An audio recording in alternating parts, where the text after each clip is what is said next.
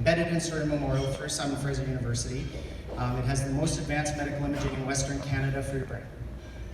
Now a little bit about what I do day to day. I'm actually trained as a neuroscientist, born and raised in BC, grew up many years in Surrey as well, and had gone around the world representing our country globally in terms of ways we can improve your brain health through technology and through innovating.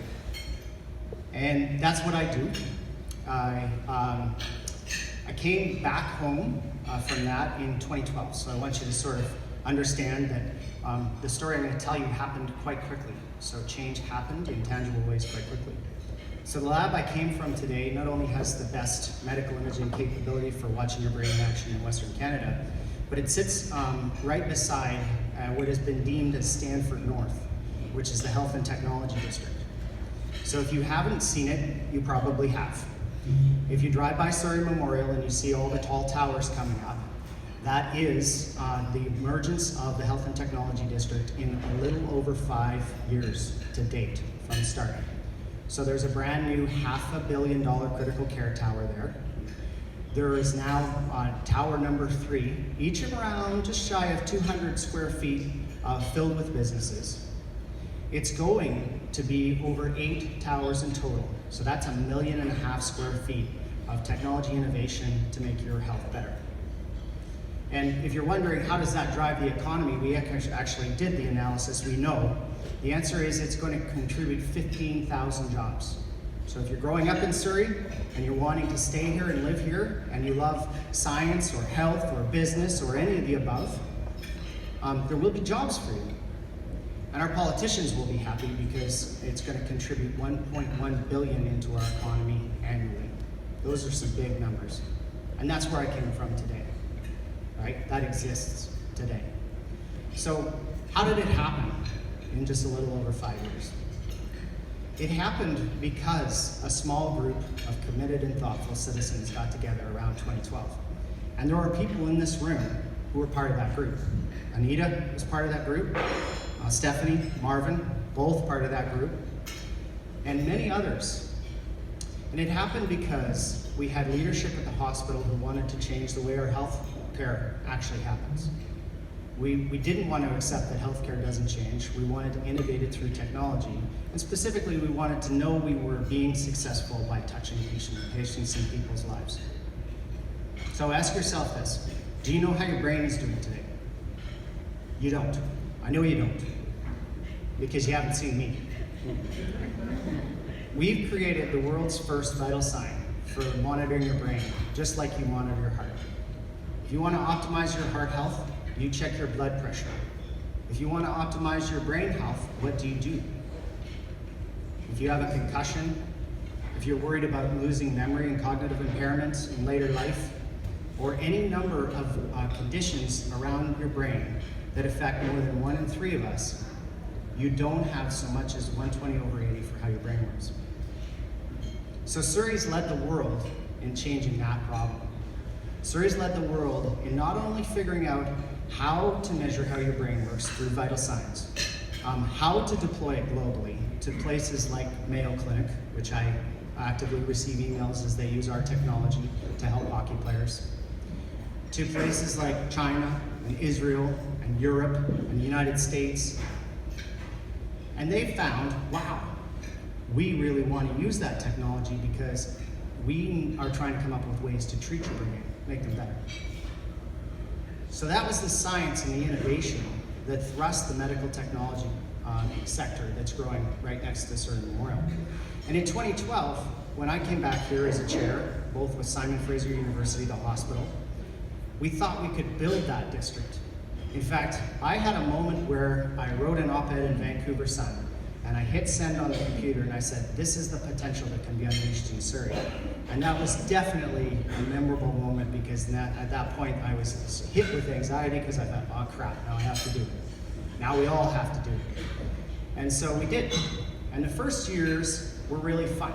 They were like the honeymoon phase. We got to go to Vancouver and say, hey, we're gonna create this tech sector. And Vancouver said, what? And then, we started to collect the sort of impressions we would get about creating a tech sector in Surrey, a medical tech sector. My favorite top lines were, it'll be fun to watch them fail.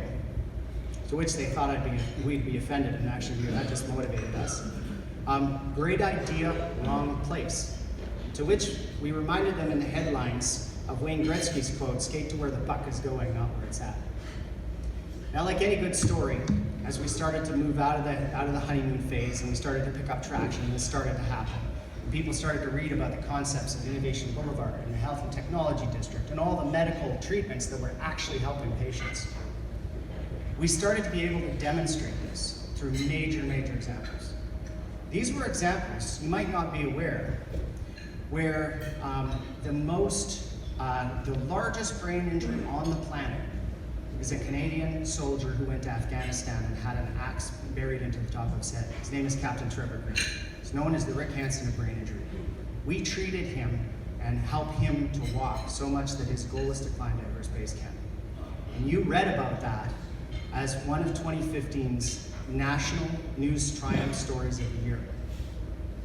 And that breakthrough happened in Central City, right? So we started to actually help and touch patient lives. And we started to scale that out and build it in all sorts of different ways with all sorts of magnificent and amazing technologies. And then came the tough parts, right? When you're an innovator, you choose to live on the edge. And there are three types of people in innovation circles. There's the innovators who live on the edge. There's the people who are in the middle and they're comfortable, and that's awesome. And then there are the haters. And the haters love to have at you as an innovator, because you're scared, but they're scared that you might actually succeed. Surrey might actually develop better than Silicon Valley. Surrey might actually create something. And so we had to stand strong and keep proving that we could help people drive economies and drive businesses. During that time, we threw down a headline, and I want you to think about this, that we attracted over 20 businesses into the Health and Technology District in under 90 days. That's pretty impressive. So we were picking up momentum. We were creating more technologies that were helping more people. And we were fending off all the people who thought this could not be done. And we still do. And now we're at the place in the story where we've started to see the benefits of this success in big ways. So we're at the place in the story where we're able to now create clinics that create access to all these super technologies for the communities in Surrey, BC, and then around the rest of the country, faster than you can get them anywhere in the world. So I'll give you an example. I've told you we have the measuring stick for your brain, the vital sign for how your brain's working. That measuring stick attracted a US Army funded neurotechnology that is focused on accelerating neuroplasticity.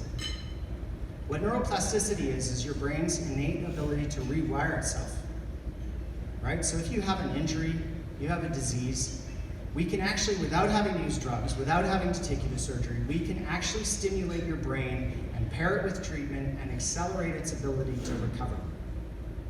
So much so that we can take groups and groups of people who have brain injury, for instance, who are debilitated, who can't walk, who can't function, and return them back to healthy range in the space of 14 weeks. No drugs, no surgery, just stimulating. So this technology is a global, leading, disruptive technology. And it came to us because we had the measuring stick to show it worked. And it now is available and accessible through our clinics to all of us in order to provide treatment for those people who need to improve their brains and have better brains. The cool part is this technology we know works. For those in the room old enough to know who Montel Williams is, Montel Williams is a talk show host around the era of Oprah Winfrey. He was actually also in the Navy, very smart guy, had debilitating MS. He found this technology in the United States, and it helped him to recover from debilitating MS to the point where when he comes out and visits us in Surrey, he takes a day and goes and snowboards in Whistler. That actually happens on a routine basis.